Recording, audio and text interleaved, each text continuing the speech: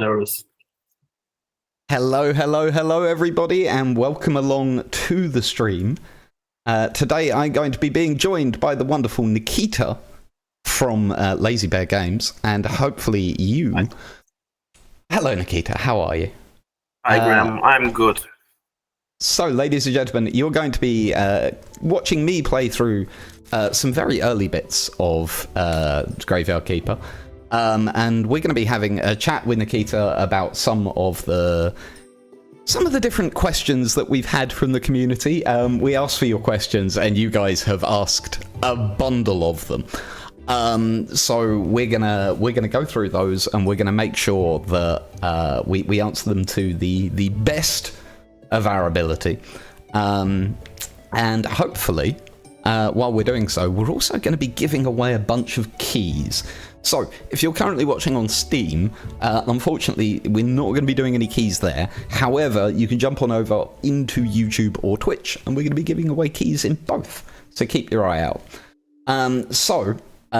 With that being said, we're going to go straight on to the first question, Nikita, because... Let's go straight, yeah. Yeah, there's so many of them. So, normally I'd start with my own questions, but here, no, we're just going with the ones from the audience. So, the first question we had across is... what was the original idea for a Graveyard Keeper? Where did it originally come from? The original idea of Graveyard Keeper was to make a tycoon game. So the working name for the project was Graveyard Tycoon initially. And it's supposed to be something like Theme Hospital. So you manage your own graveyard, you hire stuff, you place some buildings and do stuff, running your graveyard business in the present time in some maybe not real country, but it's like pretty modern graveyard. But then we just find out that it's not so funny to run a graveyard, and firstly we decide that we move the setting to some fantasy medievalish setting, and then we just decide to add a story, and here it became a Graveyard Keeper that you all know and love. So it all started with the idea of tycoon game, actually. Interesting. And so I'm going to follow that up. Tycoon games are one thing. What on earth made you decide to make a tycoon game about graveyard keeping? Graveyard keeping. It just really sounds intriguing, and I don't think that there are a lot of games in this particular area of managing your graveyard. So we thought that we could be the first who decide to bring people to run their own graveyard. So that's why we decided to make a Graveyard Tycoon game. It's definitely a unique premise. There's no doubt about that. So the next question that we got through. So I love this as a question. Whoever asked this, you are my spirit animal, because I love details like this. What game mechanics did you see players use completely differently? They put it as missed or misused, but in particular, what mechanics did you see people take and do something you weren't expecting with them? Because I imagine there were probably quite a few. Yeah, to be honest, I think the most ridiculous mechanic is to always use only wine to regain your energy, because it's actually real funny. So the wine is important part, and it was supposed to be an important part of Graveyard Keeper actually, but not in a way the player decide to use this mechanic. And also, I think, other than that, I think a lot of stuff are predicted, and actually nothing special. A lot of the things they abused them in the way you were expecting.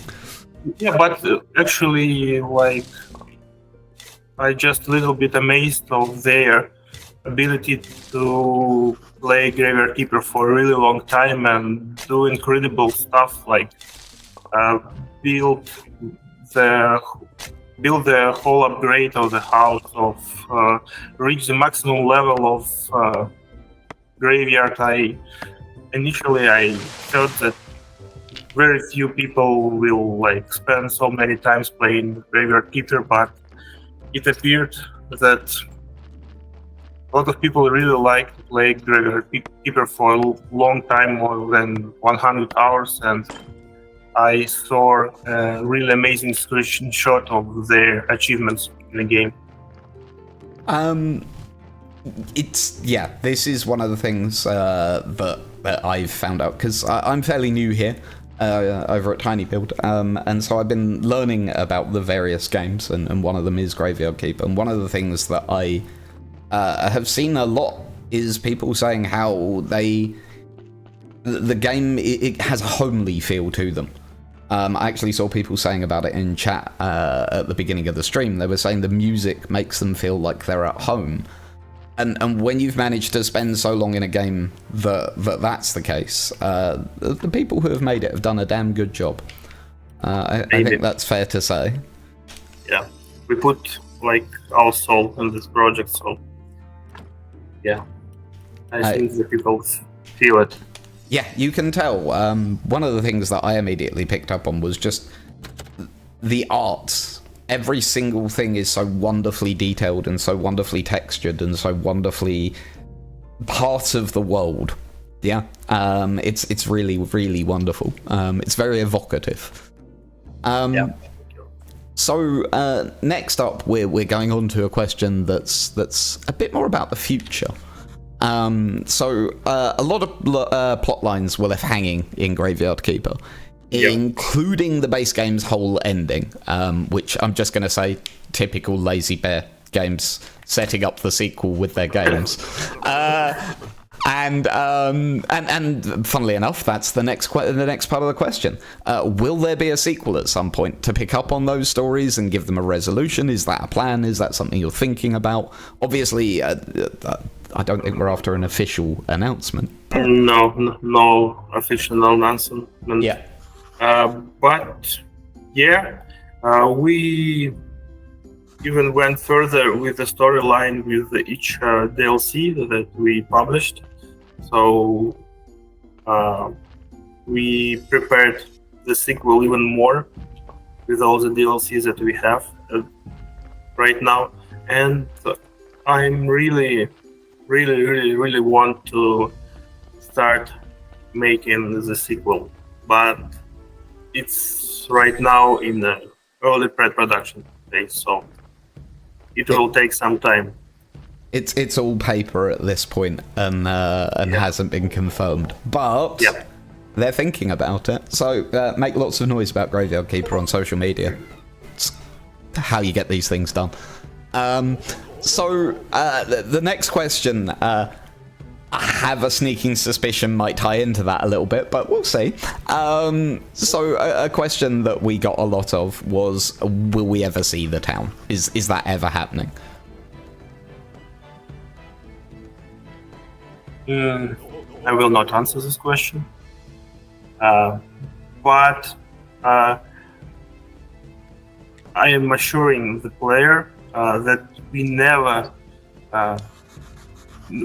thought about placing town in initial game. So it was an intentional joke about the town, but the lightning that kills you when you're trying to reach the town, I think in the sequel you will get a very clear explanation why in the first Graveyard Keeper there was no way you would reach a town. So there you go. There's your answer. Yeah, this is my answer. It's an answer. I mean, Nikita, don't go into politics. The world doesn't need more of that.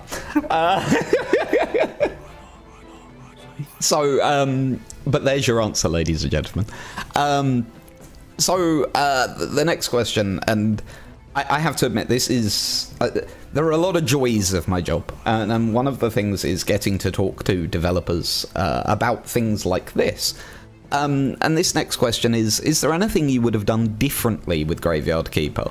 Like, if you had the chance right now to go back and redo it right from the start, would Right there from the be... start. Yep, right from the start, clean slate. You know, you can go back in time. Would you do it differently? And what differences, like what would you change knowing what you know now? First of all, I would get rid of the first half a year, or maybe more,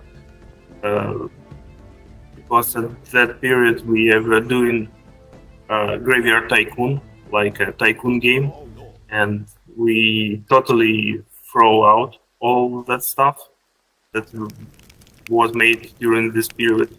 And maybe I don't know, we don't just make our games, so we somehow live through them. So I don't think that I would change anything about the development of Graveyard Keeper. I think that we made the game, right game for the right time. So it was like the best game that we could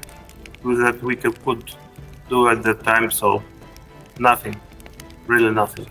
So, what it sounds to me is that you made the game you wanted to make as well, which is a rare thing, isn't it? I think so. And the most important, we made a game that we were capable of making. Actually. So these two stuff meet each other and become a Graveyard Keeper. There you go. It could be better, actually. A lot of stuff could be done better, but I think you can see this only after the release, and at the time of development we did everything we could, so I wouldn't change anything. And a reminder to everybody that's watching quickly, we are doing giveaways on both Twitch and YouTube. Keep an eye in chat. If you're on Steam, jump over into Twitch or YouTube and you can take part in them giveaways. Jumping on, and first of all, I have to say, it is genuinely nice to hear a developer sort of say that you know, you got to make what you wanted. And then following on into the next question, why do you think the modding scene for Graveyard Keeper didn't take off as much as with other similar games? Have you got an answer to that? I'm not sure, but we didn't put any efforts to support modding for Graveyard Keeper. So this was one of the things that we didn't know how to make, and we still do not know much about modding and how to prepare our project for proper modding customization. So I believe the Graveyard Keeper, with its storyline complexity integrated in the whole game progression, and absolute lack of any modding support from us, all just bring us to the point where we don't have any mods for Graveyard Keeper. Yeah, that makes sense. And just speaking from sort of my side, one of the things we as fans of games always have to keep in mind with mods is that supporting the infrastructure necessary to make modding easy, and therefore something that happens a lot, it's really very difficult. And for smaller projects in particular, it might not be something that's possible. And you know, there was storyline. Yeah, exactly. Because every time you want to do something like that, it's then difficult to do something that that you want to do, because you have to take time away from something else in order to do that, right? And it all becomes a list of priorities, and some will prioritize modding and some won't. That's often the reason that happens. So the next question, and I again adore questions like this. Are there any unimplemented features or ideas that you had? The person in question that asked this said, personally, I always wondered about the dam to the north of the base and the destroyed house near the vineyard. I found the destroyed house near the vineyard and it immediately set my mind wandering, I must admit. Sorry, carry on. No. I just want to tell that the burned house at the mountain in the center of the map, it has an actual narrative meaning. So this is a place where Inquisitor and Snake lived. So it's just a narrative decoration. And the dam, yes, initially we thought about maybe adding a path later to like other map area on the north of the current map, but we actually have so many space at the existing map, so we managed to fit everything related to our DLC just in our map without expanding it any further to the north. But we have one mechanic that I really loved at the point where we were developing the game, and I think that on Graveyard Keeper Wiki you can find some traces of this mechanic, but initially we supposed to have like 3 bars, health bar, energy bar, and sanity bar in Graveyard Keeper.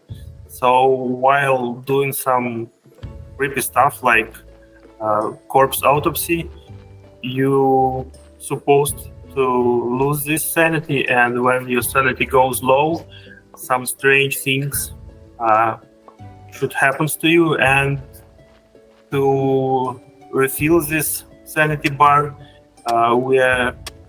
we just thought of a wine. So the wine was initial thing to refill your sanity bar, but then we got rid of the sanity bar and got rid of these effects on the wine, and we decided to boost it because we remove something from the item and we decided to add additional bonuses, and that's how we made wine imbalance a little bit. Got you. Yeah. So that's the story behind why wine is like that. Yeah. So that almost sounds that almost sounds Lovecraftian, what you were describing there with the sanity bar and everything. Yeah. But we had no time to make it properly, so we just get rid of this. But in game files, players can find some reference to this bar. In the balance, we still have a third type of energy, so yeah, it's still there waiting its time. So the next question that we're going to go to, so players have been very and literally I love the way this is worded, so I'm just going to read it word for word. Players have been very enthusiastic about the unique Graveyard Keeper experience. Have there been discussions about the possibility of an update that introduces an online mode, allowing players to collaborate or compete with other Graveyard Keepers? I suspect you've heard this before, haven't you? To be honest, we started Graveyard Keeper with cooperative game support, and we just got rid of it somewhere in the middle of the development because we didn't have enough resources to make it. So there is some stuff in the Graveyard Keeper code that maybe one day bring a multiplayer version, but I'm not sure that it's worth to make Graveyard Keeper online. Maybe we will make another game in this universe and with similar mechanics and give you an options to play with your friend. So it's possible, but not with Graveyard Keeper really. Got you. So something that may happen with the sequel, but not Yeah, now. yeah. But we really wanted to make Graveyard Keeper a cooperative co-op experience game, but we didn't manage to bring it to the release. So it was too complicated for a small team of 6 people. So yeah. Yeah. It's again, we were discussing modding earlier, and it's a very similar thing, isn't it? Yeah, absolutely. It's a massively complicated thing that needs a lot of resources dedicated to it, and it becomes choice. What do you dedicate the resource at point A or point B? Yeah, that's yeah. right. So the next question, and I love this because it just shows what gamers are like. They can ask the developers anything they want, yeah? And this is the question they've chosen. And by the way, I love this question. I'm not mocking it at all. The question is, why can't we pet the beautiful cat in the tavern? Why can't we? Because there was no cat at the release of Graveyard Keeper, but we have a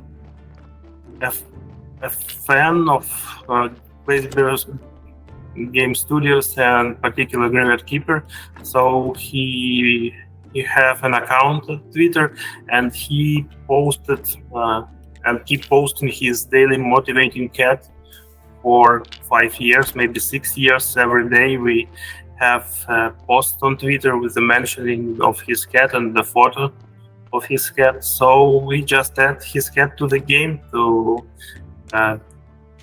tell him thank you for the support that he gives us. That's absolutely wonderful. So if you've ever wondered why cat, that is why cat. And I think everyone here can agree that that's just genuinely wonderful. More developers should do things like that for things they love. I adore that. And correct me if I'm wrong, but there's also a reference in Punch Club 2 to the same cat, is there not? They just look like the same. All cats are. So, all similarity is a coincidence. I'm not sure I believe you. Following on from that, and with a very similar question, the second half of this question was, what is your favourite food type in the game? Cake. Cake. Yeah. There was no doubt there, just straight in. No with the doubt, cake. just cake. Yeah. And the interesting thing about Graveyard Keeper cuisine, so there is no meat in the game aside of human flesh, and all that you can grow at your garden is a culture that existed in Europe before Columbus' discovery of America. Yeah. So it is a real medieval garden you have. That's interesting. So that's why certain plants are there and certain ones aren't. Yeah, that's right. There you go. Well, yeah, we still haven't discovered a new world in Graveyard Keeper universe. Huh. So there you go. That's absolutely brilliant. I love that sort of attention to detail. I'm not going to go back to the graveyard tonight. I'm going to go and sleep. So on to the next question. And again, great questions. I really do want to say to the people that put forward questions, well done, because they're fascinating. How did you decide on DLC themes? Were they added because there were ideas after release, or were they always something you planned through development? I think we planned the idea of first DLC through the development, and we just by the end of the development we find out that it would be nice to give players some backstory of the world of its citizen, and we decide to make this first DLC that explained a lot of stuff about the history of the village, of citizen of this village and Graveyard Keeper itself, and then we just trying to find a new way to make a lot of fun in Graveyard Keeper universe and just figuring out new ideas on the run. So it was a mix of both to answer. Yeah. No. Yeah. And with the DLC,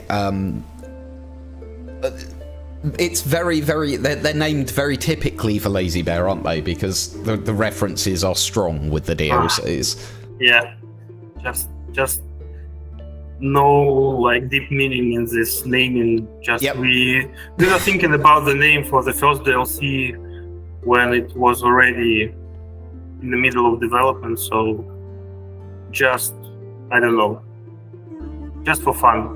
This idea comes to my mind and we name it this way, like it's a synonym of a famous series, movie series, and then we just figure out that it's a good idea and try to name each of our DLC the same way, and it was pretty easy.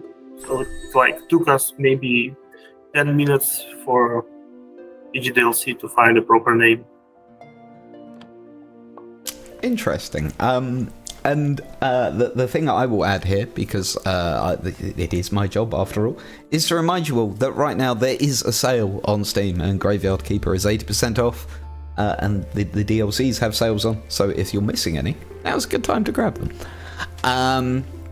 So carrying on, and I agree with this question. Who came up with the idea of the communist donkey? And yeah, like it was my original idea to have a communist donkey in our game, and this idea actually has a really funny backstory, but I don't think I'm allowed to tell you this story here. But yeah, it was quite fun to implement this donkey communist. So yeah, I think he's a character that everybody can't help but love, right? It's just exactly. Yeah. So the next question.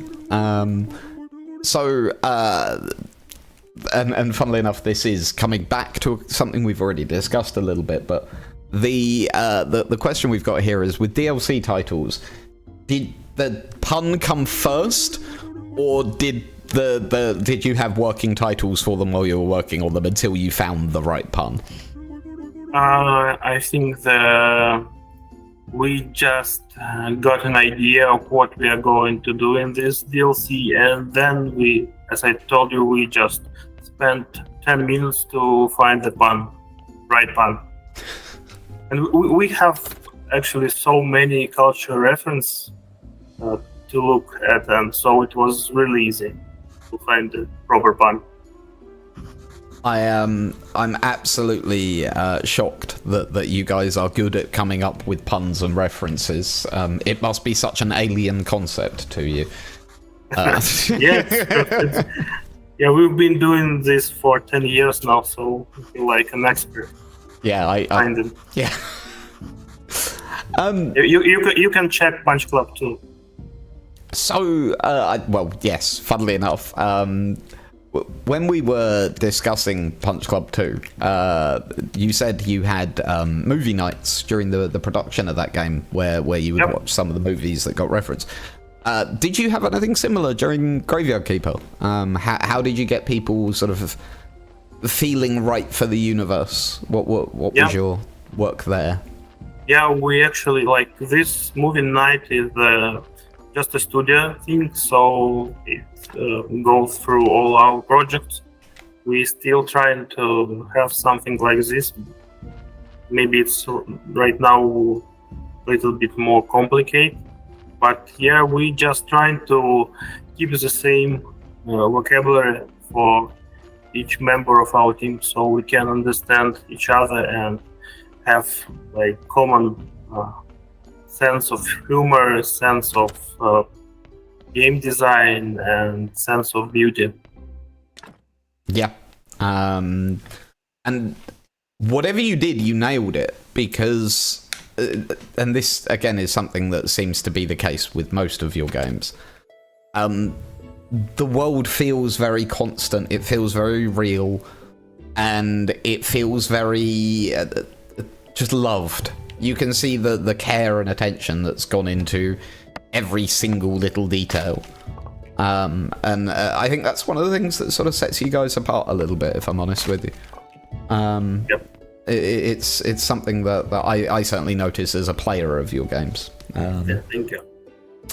So, and you're much more than welcome. I'm lucky enough. Again, I'm lucky enough that I get to work on games, and when you get to work on games, you get the chance to ask questions like this and have moments like this.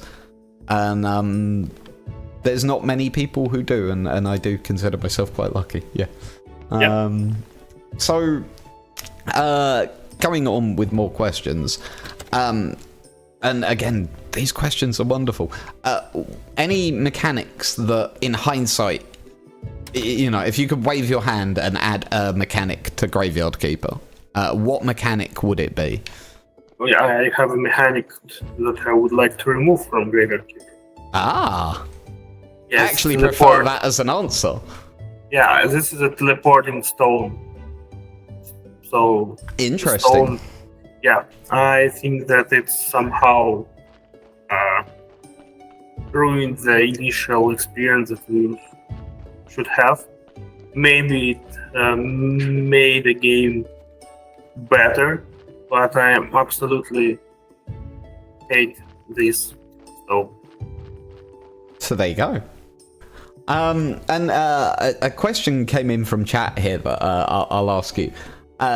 We've had a question from someone on YouTube who would like to know if there is any actual benefit to upgrading the Farmer's Wife's grave and the Inquisitor's family grave.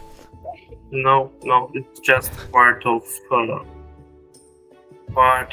like your gameplay, of immersive gameplay that you can do. So it's not and never told you to upgrade them in the game. So it was all up to you. So there you go. It isn't actually it isn't actually something you have to do. So the next question I'd like to go on to is, have you discussed the possibility of incorporating mechanics that would extend Graveyard Keeper to a never-ending mode, like a sandbox mode?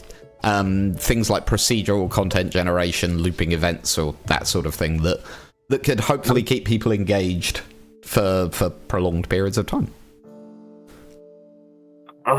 We had an idea about making like non-ending game. So after you're finishing the storyline, you just have a free play and can do stuff, but no more storyline.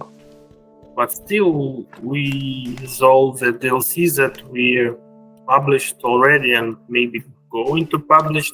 I think that Graveyard Keeper is some more of narrative experience than just a sandbox to play. So right now, in Graveyard Keeper, we are not going to add this such mod. But for the future, it might be something that gets looked at. We can, in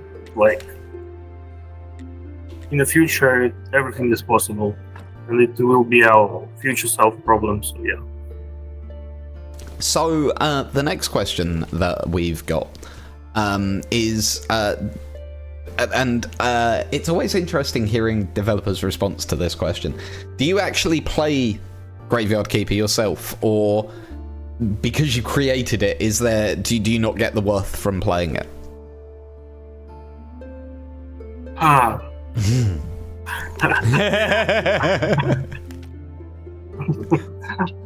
It's a great question. It really is. It's a great question.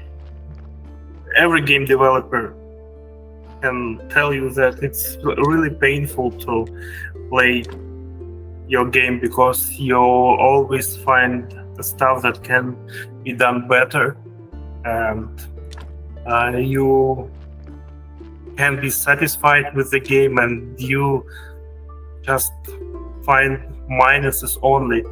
But actually, I played Graveyard Keeper like 3 years after release. I get through the game and I enjoyed it. It is a really wonderful game, isn't it? It's yeah. Some stuff can be with a grind can be done differently, to be honest, and maybe UI at some point can have some adjustments, but still the atmosphere, the story, everything, it's pretty enjoying. One of the things that gets brought up, and I'm seeing it get brought up quite a lot in the chat, is the music. People keep mentioning it. The soundtrack has been absolutely nailed, hasn't it? It's something that's... Yeah, we put a lot of efforts to find the right reference for each soundtrack and gave it to our composer, and I think he did really great work to matching the overall feeling and setting of the game with this medievalish soundtracks. Yeah, it's probably not what medieval music really sounded like. Yeah, but it's what we think it should have sounded like, right? Absolutely, yeah. It's nothing. It has nothing common to medieval music, but yeah. I bet you are not going to listen to medieval music for like 20 hours straight. Yeah, quite. And you needed music that did. A question's come in here. Who composed the music? Can we give them some love on socials? Do you know who it was that composed the soundtrack? Sure. I'm not sure that I can pronounce his names right. But give me a second, because you can Google soundtrack Graveyard Keeper OST on YouTube, and you will find this whole music on his channel. So the first link will be to Hamza Notes, and this is actually the author of our soundtrack. There you go. So if I could ask for one of our mods in chat, we've got a couple. If one of you guys could just jump over to YouTube and grab hold of that code, of that link, and chuck it in chat for people, that would be super useful, and we'd really appreciate it. He also wrote the music for our third game, Swag and Sorceress. You can also find this soundtrack on his page. So there you go. And I am going to grab the occasional question from chat when I see really good ones. And I've just seen another one. What was your favourite NPC story to create? Of all the stories in the game, which one did you enjoy creating the most? Choose between your children, Nikita. It's really hard to choose. Yep. I think that I mostly enjoyed the storyline of Wagner. It is not the main character. It's just a poet who sits inside a tavern and who in love with Mrs. Charm. But I don't know why. But you just asked me, and this Yeah, chart come to my mind, and that's the one that straight away came to mind. Yeah. So there you go. Wagner is the answer. And so I saw another question. Here's a good question. Do you go around breaking everything when you're playing, or do you leave stuff still standing, like all the breakable boxes and all of that sort of stuff? I break all the boxes. You vandal. Yeah. Apparently the composer also has a Bandcamp account. It has just been discovered. So there you go, everybody. If you want to chuck them some support, there's a super easy way to do it. I would like to remind everybody, if you're watching on Steam, make sure that you go over to Twitch or YouTube, because we're doing giveaways on both. And we are throughout the course of this stream giving away a bunch of different copies of the game. So jump on there if you would like to grab yourself a copy. So the next question. Do you have any stories from through the development? Oh, I'm so sorry. Do you have any stories from through the development of Graveyard Keeper? Something to do with the team? Any funny little anecdotes you'd like to share? It's little funny anecdotes. Yeah, I think one thing come to my mind. It was like somewhere in the middle of the development of the game when the core loop and the content weren't near any done, so we were just doing stuff. But at that point, we needed to have a version of Graveyard Keeper to show at some exhibition. I do not remember what exhibition, and we just put a week effort to prepare a build with a shit demon in it. Yeah. So in the center of the map on the hill, you find a shit demon, like a Golgotha demon. Yep. From a dogma, and you need to beat him. So it's a big pile, and it's thrown in small piles to you. And we have a like proper boss fight, like Dark Souls style. And our publisher just told us that it's too shitty, and we got rid of this boss. But you still can find the small part of him when Donkey left you. Yeah. At some point, he left a small present for you on the ground, and it's a small part of this Interesting. demon. Yeah. So there you go. A reference to things that are no longer there. Yeah. And so I love this question. What's the secret behind creating such high quality pixel art?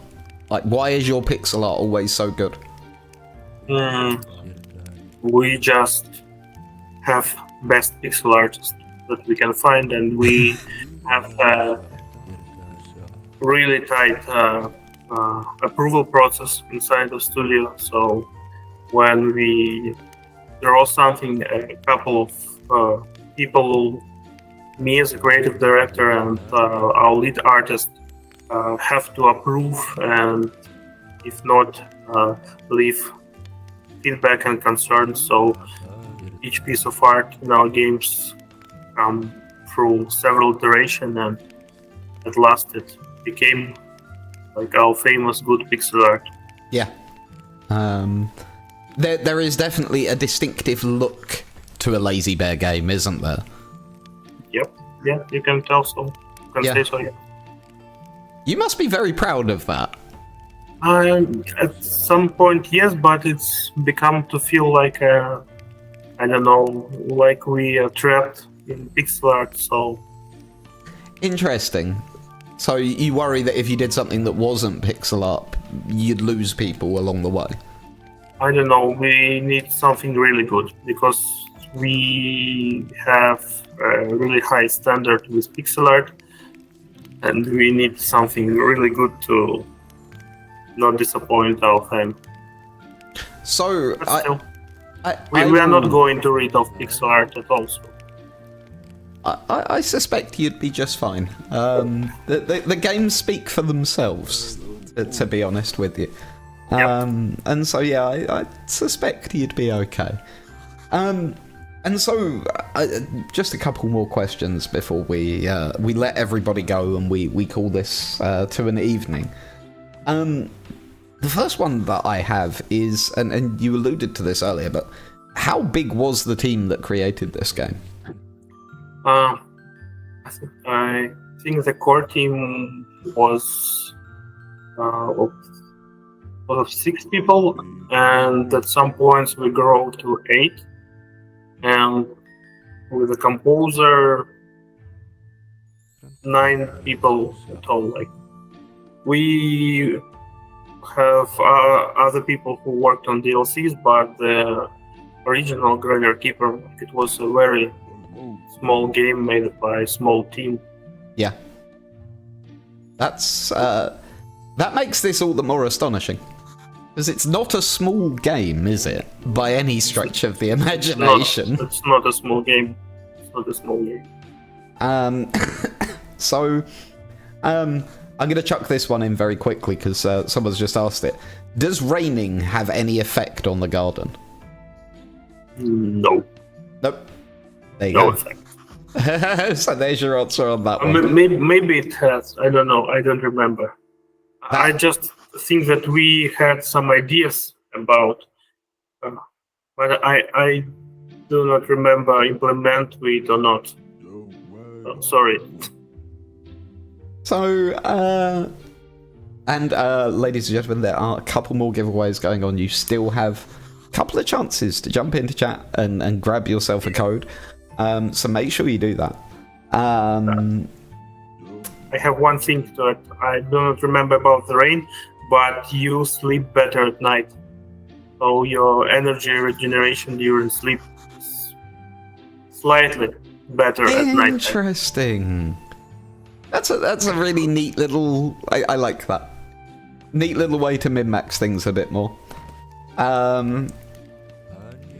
It's quite the game and quite the story you're telling. The other question that I wanted to ask is, when you started to switch from the Graveyard Tycoon into Graveyard Keeper, at what point did you realise one of the key mechanics in the game would be selling human flesh?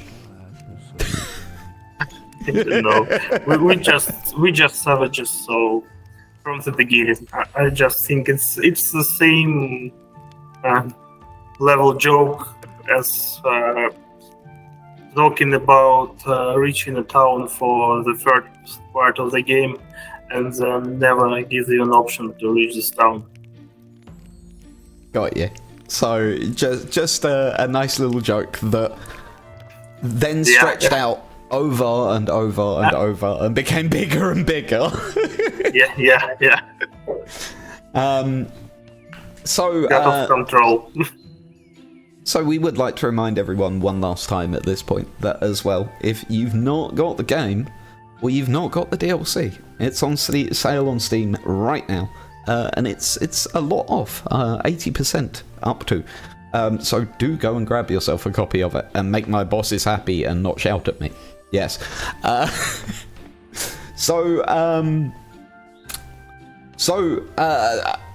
will ask with a question that I... Things you only hear in video games. We've got a question from YouTube. Why can't you put a zombie on a vine press? I don't know. I really don't know. Actually, you're supposed to... Maybe we didn't draw an animation for the zombie working on wine press. So there you go. It may be as simple as that. I'm not sure. It was so long ago, so... Maybe there was any other very complicated reasons. It's really hard to tell, but I don't know, basically. So, at this point, everyone, we're going to start bringing the stream to a close, and we are going to start getting ready to say goodbye to you all. I do want to say thank you to every single one of you that's tuned in this evening. And in particular, I really want to say thank you to you, Nikita, for giving us this hour and answering our questions. It's genuinely very good of you, and we really appreciate you being here. One last giveaway. Do you know what? Mods, do one last giveaway at each chat, please. There we go. Some codes are appearing. Do grab yourself a copy if you haven't already. And if you've enjoyed this stream, please do us a favour and say so in places like the Discord and on Twitter and so forth. We're doing more live content here at the minute, and we would like feedback. We want people to let us know what they think of stuff like this. If you want us to do more of it, because we're quite happy to.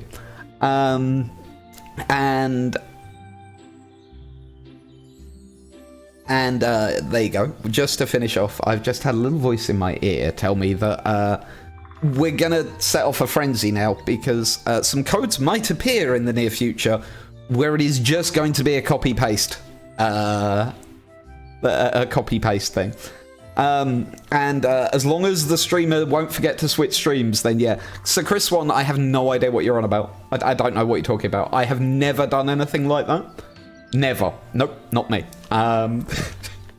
So, with that being said, ladies and gentlemen, this has been a total and complete pleasure. I will be perfectly honest with you. I really, really do hope that you've enjoyed being with us. I really, really do hope that you've enjoyed the answers that you've received. And hopefully we will see you all again in the very near future. Nikita, say goodbye, please. Yeah. Goodbye. And thank you, Graham, for having me. You're much more than welcome. Ladies and gentlemen, we'll be back at some point in the near future. Keep your eyes peeled. We'll see you all soon. Bye-bye.